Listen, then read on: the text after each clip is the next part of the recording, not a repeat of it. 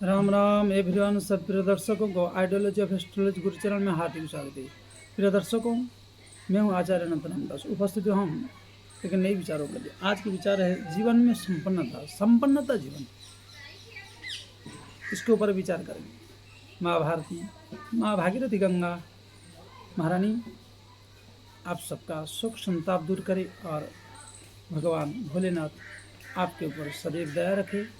देखने वाले चाहने वाले सभी को भगवान कल्याणमय और सुखदमय हो।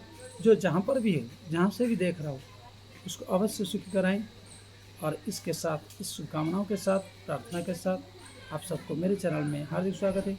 आगे बढ़ने से पहले छोटी सी निवेदन है, जल्दी से जल्दी लाइक, सब्सक्राइब, शेयर, कमेंट अवश्य करिए। और हमारे यहाँ भागवत कथा, रामचरितमानस कथा, ग्रह शांति, चंडी पाठ और टोना टोटका आदि करके जो व्यापार, बिजनेस, वाणिज्य और नौकरी आदि में प्रयास करते हैं, बार बार विफल हो जाते हैं, उनके निराकरण, उनकी समाधान के लिए यथाउचित प्रयास किया जाता है।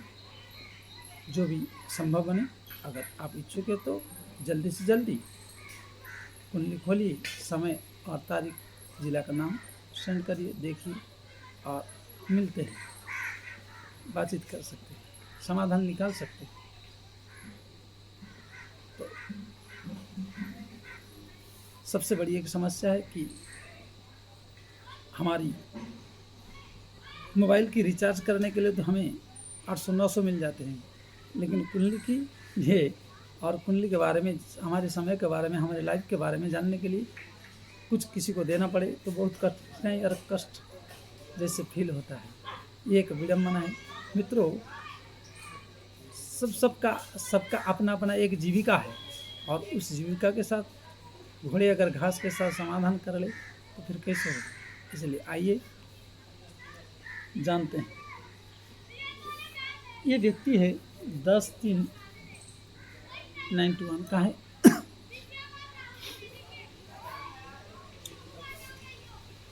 नांदेड़ का है व्यक्ति। और इनकी ग्रह गोचर अगर देखें, मिथुन लग्न है और कर्क राशि में, द्वितीय भाव में। चतुर्थ भाव में सूर्य बुध है, पंचम में शुक्र और केतु है, गुरु नवम में है और मंगल दशम में है, शनि एकादश में, राहु भी है साथ में। इस प्रकार ग्रह योगाग बन रहा है। इस प्रकार इनकी कुंडली की जो योग है इस प्रकार बन रहा है।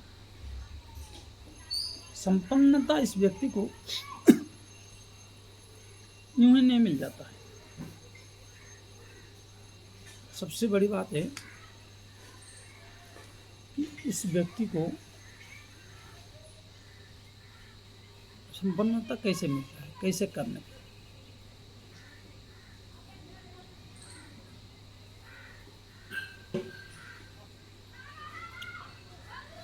थर्टी 32 के बाद शुरूतः से इनको 32 के बाद मिलता है पूर्ण रूप से। ये व्यक्ति की जो बृहस्पति है वो अपने आप में मारकत्व भी है और सप्तम भाव में भी है। सप्तम भाव में बृहस्पति का होना अपने लिए तो बढ़िया है, लग्न के लिए, अपनी स्वतः के लिए, शरीर स्वस्थ आदि के लिए बढ़िया है। लेकिन अपने जीवन के जो आगे बढ़ने की रास्ता है, जो हमें कुछ प्राप्त होने की है, जो हमारी साथ चलने की है, जो हमारे साथ में रहकर हमें कुछ मदद करने के लिए, वो व्यक्ति इनको धोखा दे दे। क्योंकि जीव जो है, बृहस्पति जो है भाव कारक नाश है, स्थान जीव स्थान हानि करो आदि नीतियों से जिस भाव में बृहस्पति बैठेंगे उस भाव का विचारधाराओं को वो डाउन करेंगे। अधिकांश व्यक्ति बृहस्पति यहाँ पर बैठ के उस व्यक्ति का उन्नति, उत्थान अपने जिले में, अपने घर में, अपने स्टेट में होना बहुत मुश्किल है। बहुत टफ है। फिर आप बोलेंगे कैसे संपन्नता हुआ? संपन्नता इसलिए कहा मैंने कि इनकी जो पंचम दृष्टि है वो 1 2 3 4 5, वहाँ राहु और शनि, भाग्येश और राहु दोनों बैठे हैं। ये कहता है कि इस बच्चे को लेकर या तो स्टेट से बाहर चले जाओ। अगर ये व्यक्ति योग्य हो गया, अभी ये विदेश में सेटल नहीं 32 के बाद,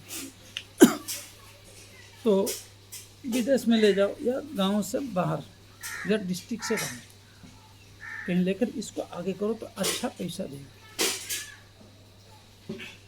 हमेशा एक बात याद करिएगा, सप्तम में बृहस्पति हो या एकादश में राहु या फिर लग्नाधिपति वैभाव में बैठा हो, इस कंडीशन में जो अपने जन्मभूमि का एरिया है, जिस जिला है, जो डिस्ट्रिक्ट है, इनको कभी भी सफलता नहीं दिलाता है। एक अभियोग बनने पर, एक विदेशी योग बनने पर और एक पार्टनरशिप में बृहस्पति बैठकर हानि योग बनने पर, स्थानांत, ये 3 भाव में अधिकांश व्यक्ति अपने जीवन में डेवलपमेंट नहीं कर पाते, इनको उन्नति नहीं देता है, इनको उन्नति नहीं प्रदान करता। जो उन्नति के चरम सीमा पर पहुंचना चाहिए नहीं पहुंच पाता। अगर ऐसा है, क्योंकि इनकी बेटे का ऐसे मिलता जुलता हुआ है,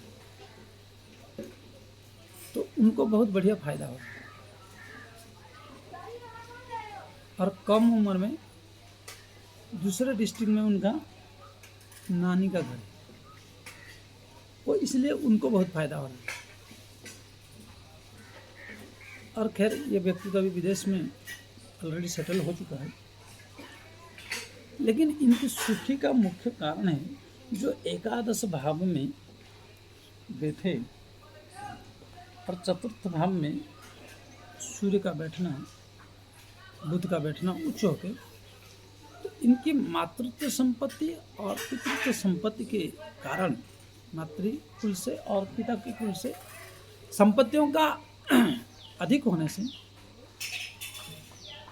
इनको बहुत बढ़िया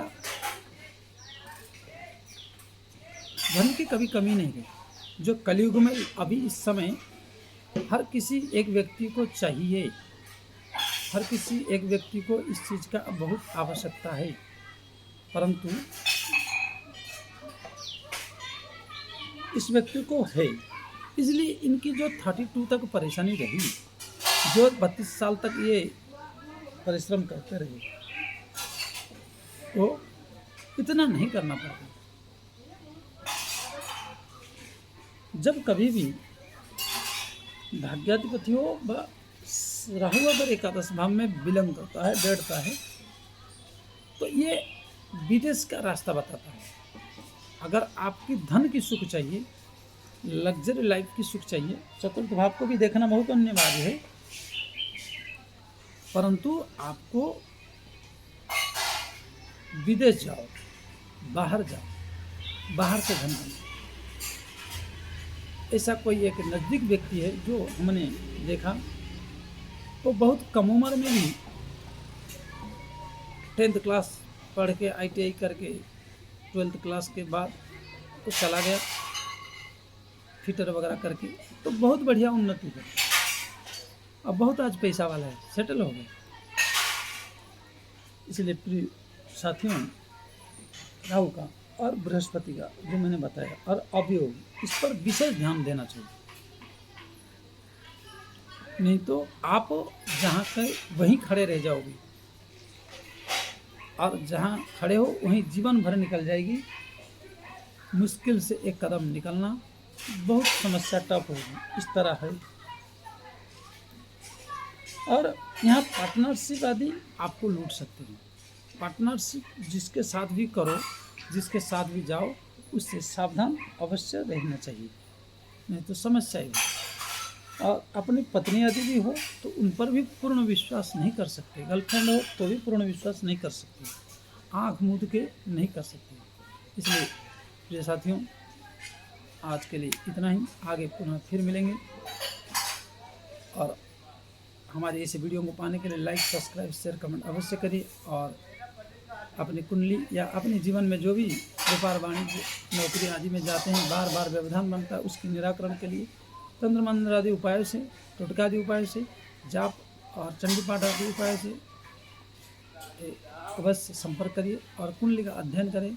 इसके लिए आज तो बड़ा विचित्र है कि फ़ोन लगाते हैं तुम्हारा, तो दिन भर अगर घोड़े घास के साथ दोस्ती करेगा तो खाएगा क्या। इसलिए आपको सब कुछ चाहिए तो हमें भी तो फीस चाहिए। इसलिए निवेदन है कि हम फीस लेते हैं और जो कार्य होगा उसके लिए यथावत विचारधारा रखते हुए, ताकि पहले साफ कहना और सुखी रहना। पसंद लगे तो लाइक, सब्सक्राइब, शेयर, कमेंट अवश्य करें। जय श्री राम।